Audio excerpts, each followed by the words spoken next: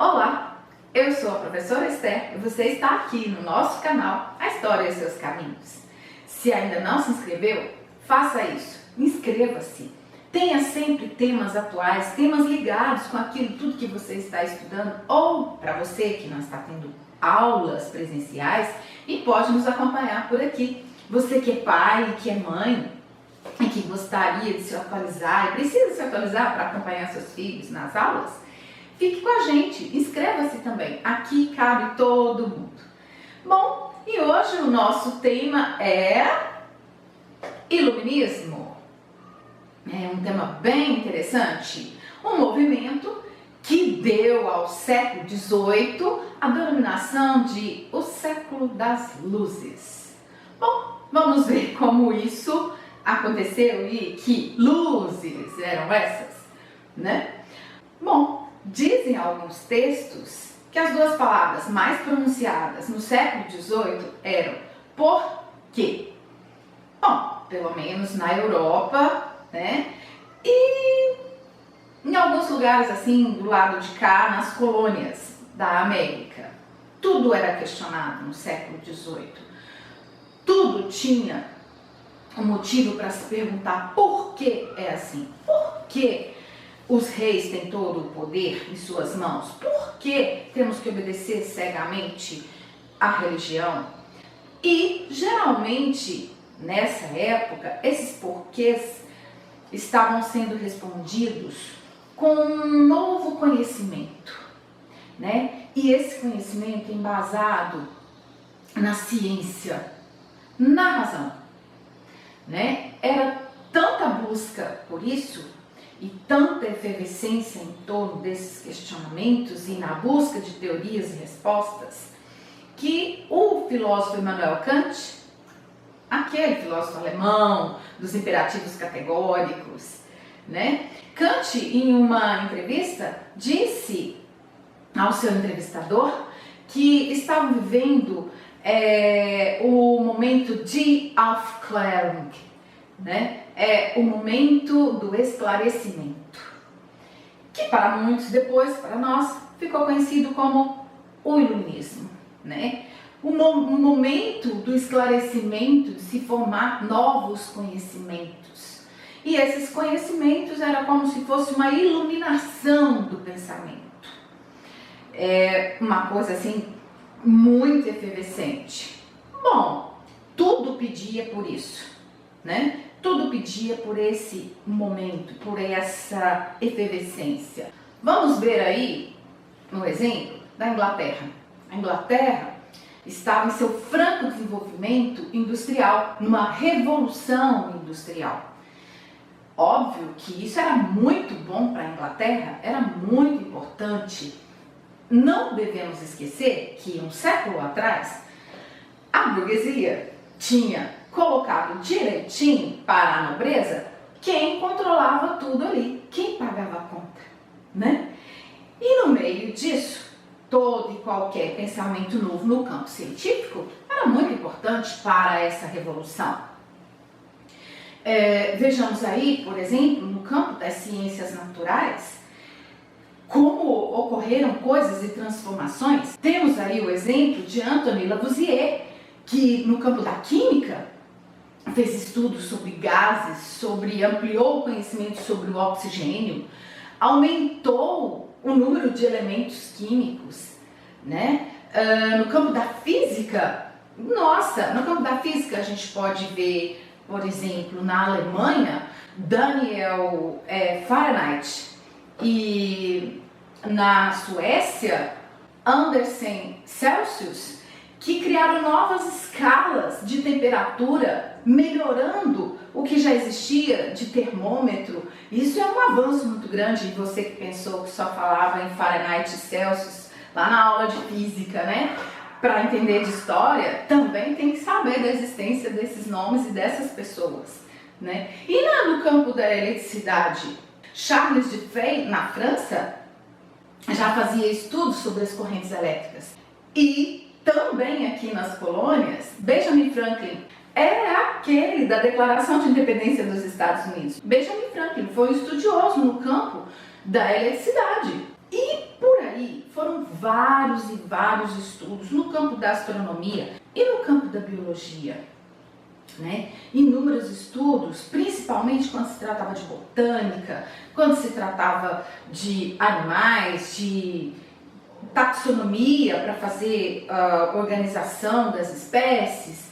Foi um campo muito fértil, era uma coisa assim, de muitos estudos, né? Então, a gente já começa a entender por que dizem que era o século das luzes, por que Kant disse que era o momento do esclarecimento. Bom, a gente fica pensando, nossa, mas foi tudo aí só no século XVIII? Não, já vinha acontecendo mudanças, desde a Baixa Idade Média, né, passando pelo Renascimento, as transformações que vinham ocorrendo, favoreceram que o século XVIII tivesse esse boom científico. Tudo isso, essas transformações, esses estudos, esses novos pensamentos, afetavam diretamente o discurso de quem estava no poder, as monarquias absolutistas e a igreja, ou seja, os líderes religiosos, porque agora não tinham só a igreja católica, né? As outras religiões também cristãs e tinham grande influência no pensamento das pessoas. Embora as religiões protestantes favorecessem bastante o campo da ciência, mas sempre havia um certo controle. E todos esses pensamentos acabavam ali afrontando aquilo que já estava no poder de mando.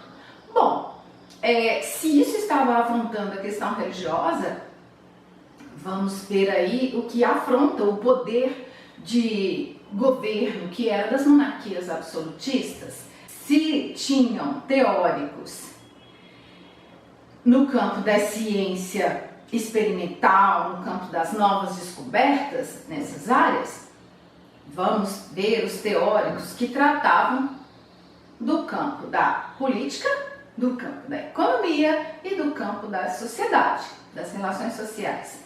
Nossa, não faltou quem trouxesse novas ideias, não faltou quem questionasse. Como eu já disse antes, a Inglaterra estava em franca revolução industrial. A burguesia, há muito tempo, clamava por uma liberdade econômica, liberdade comercial. Adam Smith, por exemplo, fez estudos para entender a origem da riqueza das nações. E dessa forma, favorecendo e fortalecendo cada vez mais o movimento da burguesia que desejava se libertar das amarras ali do controle do Estado, do controle do rei. Embora a Inglaterra já tivesse feito a sua revolução, né, e a burguesia já participasse parcialmente ali das decisões, ainda havia, sim, um certo controle, né? É interessante porque esse trabalho vinha reafirmar cada vez mais a ideia de liberalismo de John Locke, de um século atrás. Trazia um reforço aí. Na França não faltou também quem pensasse na ideia de liberdade econômica, né? São os fisiocratas, uma escola que estudava o campo da economia de forma científica. E o que eles propunham, o que eles diziam? Né? Eles queriam total liberdade, acreditavam que toda a riqueza vinha da natureza, vinha da agricultura, por exemplo, né? E tinha um lema muito interessante: laissez-faire, laissez-passer, le monde va pour si, né? Deixa ser, deixa fazer, o mundo vai por si. Queriam uma liberdade de poder agir sem os controles ali do absolutismo, principalmente na França, que era extremamente absolutista nessa época. Inclusive, era tão absolutista que é interessante ver surgir aí pensamentos que lutassem pela liberdade de expressão, que é o caso de Voltaire. Voltaire é um outro filósofo dessa época, francês, que vai, né, lutar e dizer que era necessário que as pessoas tivessem a liberdade de se expressar e liberdade religiosa. É estranho a gente falar isso lá do século XVIII, né? Sendo que até agora também tem muita gente que anda pedindo por liberdade de expressão e por liberdade religiosa, mas isso sempre existiu, né? Junto com a ideia de liberdade de expressão, né, isso também trata das relações interpessoais, contemporânea a todos esses pensadores, né, do século XVIII, nós vamos ter também um suíço que vai agradar bastante na França, Jean-Jacques Rousseau. Rousseau faz severas críticas à monarquia, faz severas críticas à desigualdade social, e isso chama muito a atenção, né, da burguesia, que nesse momento também estava extremamente insatisfeita com esse absolutismo que existia na França. As consequências disso a gente vai ver mais à frente. Bom, e Rousseau também não falou só dessa questão. Rousseau, ele não concordava muito com a maneira que se educava naquele período, né? Ele acreditava que era necessário tratar a criança como criança. Isso foi uma mudança muito grande em relação à educação, né? Já mudava o pensamento, fez bastante sucesso. Rousseau escreveu até novelas, né? Em que se tratava da vida cotidiana, falando sobre as mulheres. Já falaremos isso. Mas com isso tudo dá para perceber que a monarquia já não andava muito satisfeita com essas coisas, né? Imagina quando saiu então as ideias de Montesquieu. Montesquieu dizia que um só no poder não dava muito certo. Montesquieu, né, propôs então que o poder fosse dividido entre 3 poderes. E nós conhecemos bem esses 3 poderes: executivo, legislativo e judiciário, né? Imagina os reis percebendo o que vinha por aí, né? Bom, eu não poderia deixar de falar da parte que sustentou tudo isso nesse movimento iluminista, nesse movimento de mudanças, né? Porque todos esses pensadores, eles escreviam, registravam, publicavam os seus pensamentos, as suas teorias, as suas ideias, né? E obviamente isso foi sustentado pela imprensa.